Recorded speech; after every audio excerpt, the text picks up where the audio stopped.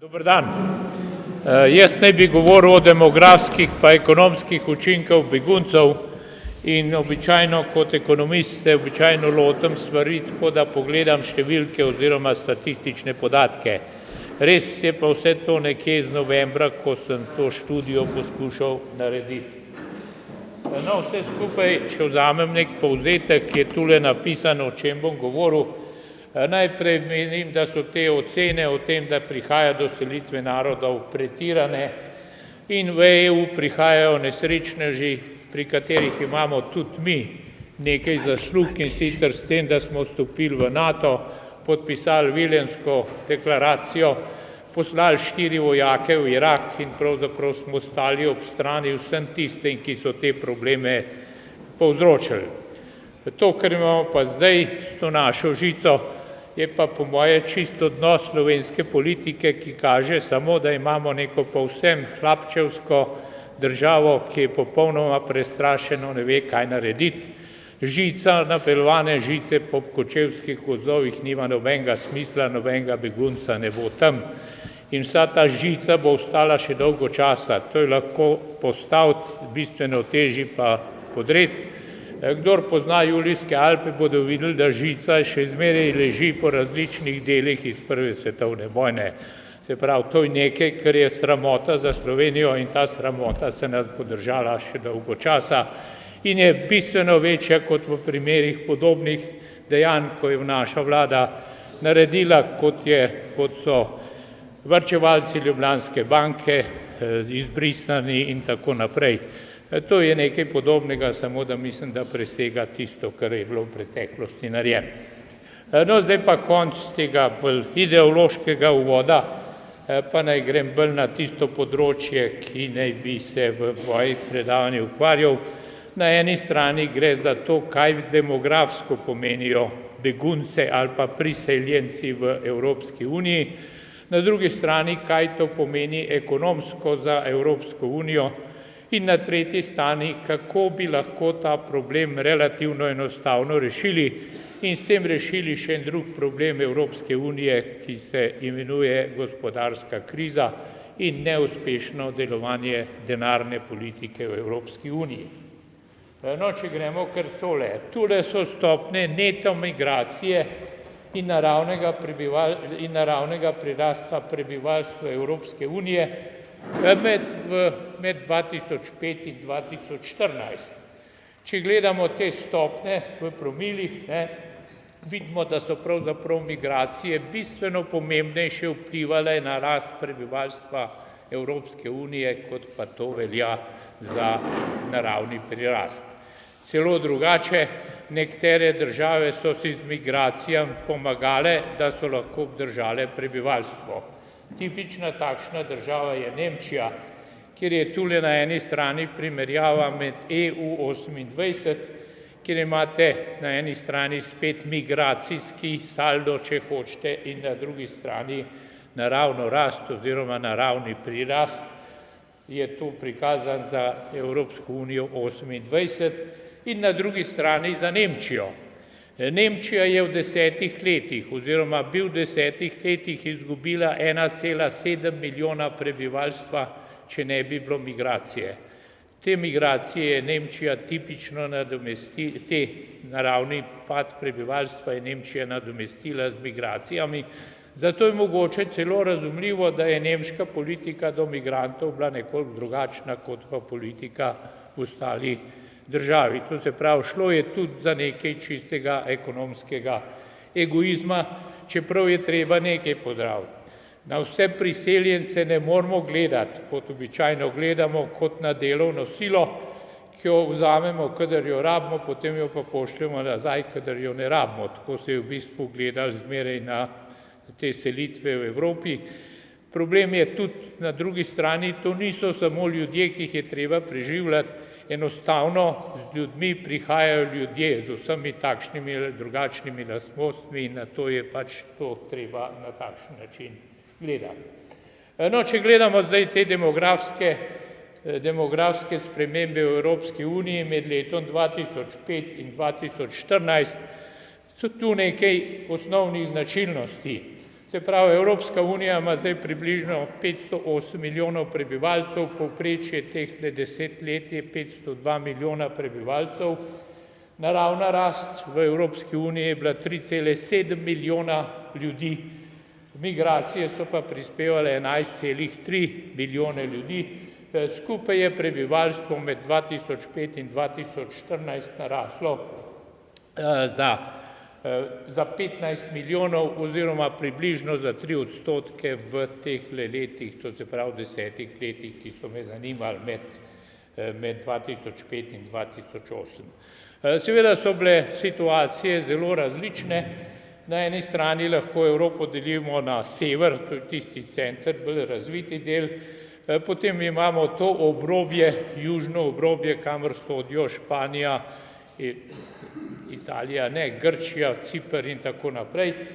No, tretja skupina držav je vzhod, to je tisti, ki smo vstopili v Evropsko unijo leta 2004. Osnovna značilnost je, da se je prebivalstvo na vzhodu zmanjševalo in sicer se je zmanjševalo iz dveh razlogov. Zaradi padanja prebivalstva, zaradi naravnega prirasta in na drugi strani zaradi emigracij, ki so bile seveda emigracije predvsem proti zahodnji Evropi. No, če pogledamo tule v tem kontekstu Slovenijo, v povprečju je imela Slovenija 2 milijona 36 tisoč prebivalcev v teh 10 letih. Naravna rast je prispevala v 10 letih približno 1% ali pa 21 tisoč ljudi. Migracije so prispevale 59 tisoč, skupaj je bilo 81 tisoč oziroma lahko rekli, za približno 4% se je povečalo prebivalstvo Slovenije v desetletju. No, Nemčija, kot sem že prej rekel, je izgubila po naravnem prirastu 1,7 milijona prebivalcev, pridobila jih je z migracijami 1,9 milijona in je približno na istem, kot je bila pred 10 leti. 200 tisoč več nek bi bilo 2014, kot pa jih je bilo 2005. No, med državami, ki so največ prebivalstva izgubile, so predvsem baltiške dežele. Zato jaz nikoli ne razumem, zakaj se tako hvalimo, da bi radi bili takšni kot Estonija, Latvija in Litva. Če pogledate, boste ugotovili, da so te države izgubile do 15% prebivalstva, to se pravi tule Litva 14%. Res je deloma to povezano z Rusijo in odhodom Rusije ali pa zatiranje z njihovimi izbrisanimi, ki nimajo nobenih pravic tam in tako naprej. No, potem je še Švedska kot ena taka dežela, ki je pravzaprav največji odstotek prebivalstva dobila in pridobila je to prebivalstvo predvsem z migracijami. Se pravi, to so demografske spremembe, ki so bile v Evropi. No, tule so še tole pokazano za vsako posamezno državo. Zeleni stolpci kažejo migracije, sivi stolpci pa kažejo naravni prirast. No, država, ki ima zelo velik naravni prirast, je bila Irska, medtem ko če pogledate te države vzhodne Evrope, je pa v glavnem deloma padec naravnega prirasta, to se pravi, se prebivalstvo zmanjševalo in seveda tudi je prihajalo do zelo velikega odseljevanja. Če pogledamo tako imenovani evropski jug, to južno obrobje, pa vidimo dva izrazita trenda, zaradi česar recimo v 10 letih ni takšne velike razlike. Do krize so se ljudje sem priseljevali, po krizi so se pa izseljevali. In po krizi sta dve državi, ki sta pridobile predvsem migracije, to se pravi, to sta Avstrija in Nemčija, medtem ko so pa seveda druge evropske države ali stale na isti ravni ali pa so se v krizi začelo število prebivalstva zmanjševati. No, tule so seveda še podatki pomembni, kakšna je pravzaprav ta struktura evropskega prebivalstva. Če gledamo v 10 letih, je približno v Evropi 33 milijonov ljudi, ki niso bili rojeni v državah Evropske unije. Od tega jih je 20 milijonov takšnih, ki niso bili rojeni in ki nimajo državljanstva Evropske unije. Se pravi, 13 milijonov, ki so bili rojeni zunaj, je dobil državljanstvo, medtem ko je 20 milijonov takšnih, ki niso. Med temi, če gledamo med temi 20 milijoni, je pa daleč največ Turkov, približno 1,5 milijonov, sledijo Maročani, Kitajci, Indijci, Ukrajinci in ti, o katerih zdaj govorimo, Sirci so začeli, pa Afganistanci so začeli prihajati šele leta 2012 in 2013 in jih je relativno malo v Evropi. Jasno, vse odvisno od tega, kakšna je azilna politika, tisto, kar je vezano na Schengen, pa na še eno. Je v bistvu zaradi mene nekaj, kar lahko deluje, kadar je 300 ljudi pride, ne more pa delovati, kadar jih pride tisoče in tisoče. To je popolnoma zgrešena politika, s to politiko seveda se ne da popolnoma nič rešiti. No in naslednja stvar, ki me zanima, so pa kakšni naj bi bili stroški, ki bi jih Evropska unija imela. Seveda je tule cela vrsta predpostavk. Vsi izračuni so narejeni na nekih predpostavkah, ki so bolj ali manj realistične. Tule sem naredil predpostavko, tako imenovani črni scenarij, po kateri bi Evropa prišlo v letošnjem letu, lanskem pa letošnjem letu, 3 milijone ljudi. To je bila predpostavka. No, kaj pa zdaj to ekonomsko pomeni? Delal sem tako, Naj sem pogledati, kakšen je bruto domači produkt Evropske unije. Tlele moram že zdaj reči, da sem ga polomil, ko sem napisal v milijonih, milijardah, da bi bilo bolj jasno, ampak milijardo pa milijon ljudi običajno sploh več ne zanima ta razlika. Se pravi, evropski bruto domači produkt je približno 13 tisoč milijard. Od tega Evropa približno 3700 milijard namenja za socialo, sem štejemo šolstvo, če je, pa zdravstvo, pa socialno varnost. Tu sem odštel upokojevanje. Zakaj? Zato, ker sem hotel ugotoviti, koliko zdaj pride na prebivalstva teh socialnih transferov v obliki šolstva, zdravstva in pa socialne varnosti. No in na Evropejci v povprečju dobi na leto 7353 evrov. Pride na prebivalstva Evropske unije.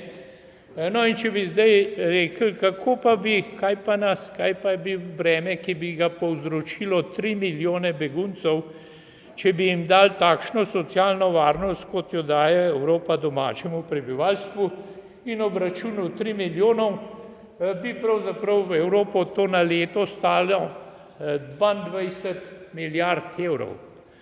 Zanemarljiva količina denarja, 1,7 tisočinke bruto domačega produkta so stroški tega. Se pravi, če bi vsi tisti, ki pridejo, nič ne nadelali, ampak bi jih morali pač preživljati po načelih, kakršne so. Seveda tule pride potem, da je treba zgraditi objekte in tako naprej, kar pa samo povečuje gospodarsko aktivnost, ker tu je treba še to upoštevati, da se poveča gospodarska aktivnost in ta vidik je povsem zanemarjen.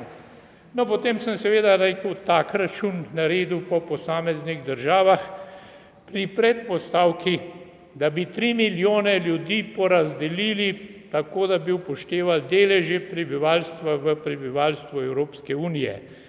To, kar pa vsaka država ne bi vzela delež, kakršen je pač delež prebivalstva Evropske unije. No, v tem primeru je seveda spet treba izračunati, koliko bi pa posamezno državo to stalo, če bi res sprejelo toliko ljudi. Zdaj, če gremo pogledati najrevnejšo, Bolgarija, bruto domači produkt je 39 milijard na leto, socialni transferi so 6,6 milijard in so samo 16,8% bruto domačega produkta. Ko to govorim, je treba vedeti, da imajo države zelo različno socialno varnost urejeno. Na eni strani imate razvite države, kjer gre preko javnega sektorja 45% BDP-ja, se pravi, to ni zdaj stroški države, ampak to so stroški socialne varnosti, zdravstva, šolska in tako naprej, preliva se samo preko države. No, v ker ima Bolgarija delež prebivalstva 1,48%, bi morala sprejeti 44 tisoč beguncev. Transferi beguncev bi bili relativno majhni, za transferje per capita bi pri nas bilo 4278 evrov, ker imamo delež prebivalstva samo 0,41%, bi pri nas to pomenilo 1,47 tisočink bruto domačega produkta bi porabili. No, to je tole. Zdaj seveda, ne glede na to, je treba vse te proračune spremeniti, potem grejo razne amandmaje in to se vleče in vleče in to na nek način ni rešitev. Zato sem jaz predlagal neko drugo rešitev. Ta rešitev je pa takšna, da se begunci financirajo z tiskanjem denarja in da se ta denar porazdeli državam oziroma državnim proračunom vseh evropskih držav, ne samo Evropske denarne unije, vseh evropskih držav in to na ravni, kakršen je povprečje Evropske unije. Se pravi, zdaj je seveda treba ugotoviti, koliko bi posamezna država dobila. In zelo jasno, tiste, ki malo dajo za socialne transferje, pa bi postavili povprečni evropski raven, bi bilo mogoče odpor proti beguncom, predvsem v teh socialističnih državah, manjši kot je. Ampak kaj to pravzaprav pomeni za evropsko denarno politiko? Pomeni rešitev evropske denarne politike, ki je povsem zabredla. Mehanizem denarne politike enostavno ne deluje več. Evropska centralna banka, ki naj bi vplivala na obrestne mere, je obrestno mero pripeljala na nič oziroma depozitne obrestne mere bank so celo negativne. Kljub temu se posojila ne povečujejo in zelo jasnega razloga, zaradi mene je obrestna mera nič, če ne vem, kaj bom delal, kaj bom proizvajal, seveda posojila ne bom vzel. Se pravi, tale del monetarne politike ne deluje. Drug del monetarne politike pa deluje preko ustvarjanja primarnega denarja. Temu pravimo denar centralne banke. No, Evropska centralna banka vsak mesec v obtok vrže 60 milijard primarnega denarja. Kljub temu se krediti ne povečujejo, ampak se ta denar kopiči na denarnem in kapitalskem trgu in ustvarja nov balon, ki bo slej ko prej se spet razpočil, ker se pač vrednost delnice se povečujejo, z realnim stanjem nimajo nič opraviti. In to bi bila rešitev, ki bi pravzaprav pomagala lahko Evropi v veliki meri, samo zelo jasno je, da so taki predlogi povsem skregani z ortodoksno monetarno politiko in seveda bo to morebiti veljalo čez kakšnih 15 let, je pa to ta prava reč. Zaenkrat pa to ne velja, čeprav je rešitev enostavna. Količina primarnega denarja, 60 milijard evrov mesečno, zadošča za 3-letno preživljanje 3 milijonov beguncev. Pričemer smo popolnoma zanemarili tako imenovane multiplikativne učinke. Ko pravimo, ja, toliko begunc stane, ja, večina tega denarja dobijo domači ljudje za produkte, za storitve, policaji za plače in tako naprej. To se pravi, zelo majhen del in to je tisto, kar je pravzaprav v evropski ekonomski politiki potrebno. Potrebno je povečati povpraševanje. Zaradi tega je seveda bi bili lahko begunci celo ekonomsko dobrodošli. Seveda pa ne govorim o političnih pa socialnih učinkih. Tu pa se strinjam, da so problemi bistveno večji, kjer jih pa še ni, jih bomo pa ustvarjali. Če bodo ljudje 3 leta v nekih taboriščih, se bodo teroristi tam rojevali. Jaz ne trdim, da kakšen terorist se ni tudi pridružil, samo te teroristi najbrž ne bodo čez kočevske gozdove prišli, lahko pridejo z letali in tako naprej. Poleg tega jih pa tudi enostavno sploh ne prihajajo tam, kjer so. No, zdaj imam pa še 1 minuto, ampak hvala, bom dal 1 minuto odtegnil. Hvala lepa za